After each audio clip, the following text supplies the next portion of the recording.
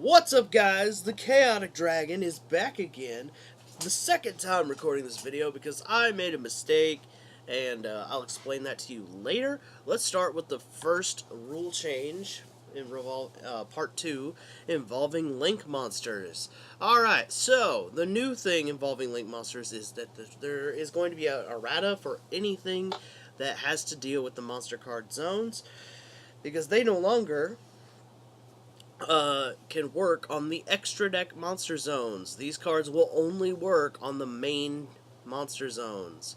Everything you see here that well, maybe not Senate Switch. Senate Switch is still, well, Senate Switch still kind of matters in a way, because you can't put anything but an extra deck monster in the extra deck monster zone. So I'm not exactly sure how Senate Switch will work. So Senate Switch might let you still do it, but you know, that's a big if. Like, you still have to do like a convoluted way to do it. So you'll have to like put an extra deck monster in that middle zone, and then you'll have to Senate Switch it to that zone, because I think that's the only way you could do it possibly. But that rule is still yet to be defined, because it just moves it to an well, nope, never mind, I take it back, because it says an unoccupied monster zone. So there you go. Senate Switch won't work at all. I misread the card. So all this is all these cards that we thought we could use to stop the extra deck monsters from coming, Ground Collapse, Senate Switch, etc. None of this stuff now affects those zones. All of this only affects the main monster zones. So, I mean, I guess if you want to try to go all out and Ground Collapse and Ojama King the board and say, ha! Now you'll never get to the extra deck. And pray to God your opponent doesn't have Twin Twister and Regeki. Or any other kind of spell card that just gets rid of the front or the back row. Because either way, once they get rid of one, then they're free to do whatever. But there you go, guys. That's the big change there.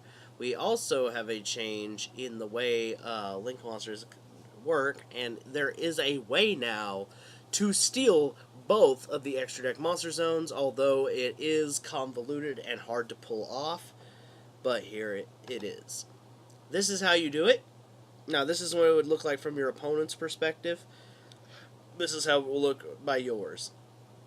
Okay? So, in order for you to steal the zone, what you'll have to do is pick one of these zones, and then put link monsters all the way over here. Now, once you've got a link monster here, because this is no man's land, this zone can now be occupied by your monster, because you have linked them all there. That's how you'll do it. This is how, if you do this, you will get to take both of these extra deck monster zones, and your opponent will have no way to summon extra deck. Excuse me, extra deck monsters, unless of course they have something that, you know, your extra deck monster happens to target this or this zone right here. But other than that, they'll have no access to the extra deck at all. However, if your goal was to do this, most likely you've already won at this point. This is just a win more thing. Because if you've managed to whip out, I don't know about you guys, but even if they're mediocre as far as like effects, all these link monsters are going to have decent attack points. I think the ones they announced, Deco Talker and the Gaia, are like 26 and 25, and Deco Talker's a walking negate, so which I don't even think you could use Deco Talker, to be honest with you, in this scenario, but I mean, I'm just saying. Gaia, I'd obviously have to go right here, by the way, guys, because he's the only one I think that points this way. But there you go. It might also get ruled, in theory, that if your opponent's board, because even though Gaia is right here, he does target the sides and the ups and downs. So I wouldn't even be surprised if the way they rule it is this extra deck zone, or this monster card zone, becomes an extra deck monster zone. So it may not be worth it to play it at all, but we'll see about that. I don't know how that would be ruled. That still remains to be seen. But there you go. Uh, there is a way to take them both, but it's at this point in the game, it's not really worth it because most likely, if you're doing this, you've already won. Your opponent just can't get on the board, or you're decimating them with your other plays, or you found a way to occupy another zone and get a Decode Talker in there, or some kind of walking solemn, Cyber Dragon Infinity, etc.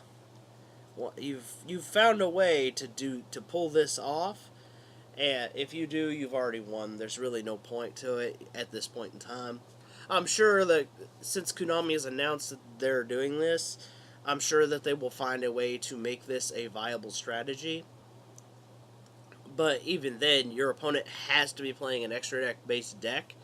So if they're playing something like Dark Magician, Blue Eyes, Lightsworns, fuck it, there's like a million decks out there. I think I. Hold on 1 second. Let me just. There we go. Save as, and then I'll go to my Link Monster file and I'll show you what I'm talking about. Because, I mean, I might as well, right? There we go, Link deck ideas. Boom! This is like every deck I could possibly think of that won't care about Link format. I mean, think about this. I mean, look at this stuff. There's tons of it. Even Buster Blader won't care that much because, realistically, you're only going to have 2 extra deck monsters that you care about. And the way the Link monsters work is once you have, like, for example, if you are bringing back an extra deck monster from the graveyard, they come back to the main monster zone, not the extra deck monster zone. So basically what's going to happen in like the Buster Blader, for an example, you'll use the Synchro Dragon, fuse it with Buster Blader, so you can bring out the fusion Buster Blader. Then all you will do is you will use something like Call of the Haunted or Return of the Dragon. The Return Dragons. That's Monster Reborn for dragons, basically, for level 8 dragons. Bring back the Synchro, and voila. I mean, so you say this deck won't care, they'll just play around it. Lightsworns have never cared about the extra deck. The extra deck is just kind of a bonus for them. Obviously, if you Necroz, any kind of ritual-based deck won't care. Paleozoic sure as hell won't care. They'll just play. I mean, they'll make they're totally awesome, and that's it. That's all they need. The rest is just trap monster, trap. They'll tribute the trap monster for totally awesome. Continue their plays. Cosmos don't give a crap. Tunes don't care. Volcanics don't care. I mean, some of these decks just might seem a little subpar, but even Burning Abyss doesn't really care because Dante's the only one they really want to go for. And, they'll just, they'll start playing. And, like, Zodiacs have a way to work with the Link monsters right now. And I'm sure Burning Abyss does too. And many of these decks can work with the Link monsters. I'm just giving you examples here. But ultimately, like, if you're playing any of these decks shown here, and I can go over every one of these. This is a full, like, I want to say almost 60 different decks you can play in here. I think these are all cards that help with Link format, but I know that these cards are all, like, basically representing a deck. I don't remember, ABCs, for example, this is the only thing they can really care about is getting the ABC Buster, so they'll gladly use one zone at a time, to get it out. That's it. That's all I got for you today. I mean, this is just an example. I can go into make another video. If you guys will leave a like on this video, I'll go through greater detail with each of these decks and give you the reasons why they'll be great in Link format or why they won't be great. I mean, you guys can obviously dispute anything you see here in the comments below. That's up to you. I won't tell you what to do. I'm not sure why a Karakuri monster is in here. That's a little odd. I'm gonna move this guy down here.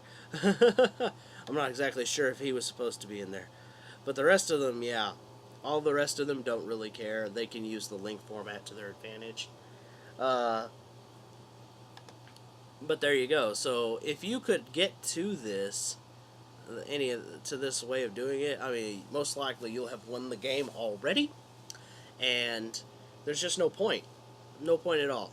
Because there's so many decks that won't care about this format. They're still going to do what they've always done. Like even Lightsworn, for example, which is what I'm an expert in. Uh, the Lightsworns have so many variants to them, like Chaos Dragon variants, and they're going to get Twilight Sworn. Like Lightsworns, for example, they just will not care. Okay, they're gonna be like, I have big monsters in the main deck to summon that are stupidly powerful. I don't need the extra deck.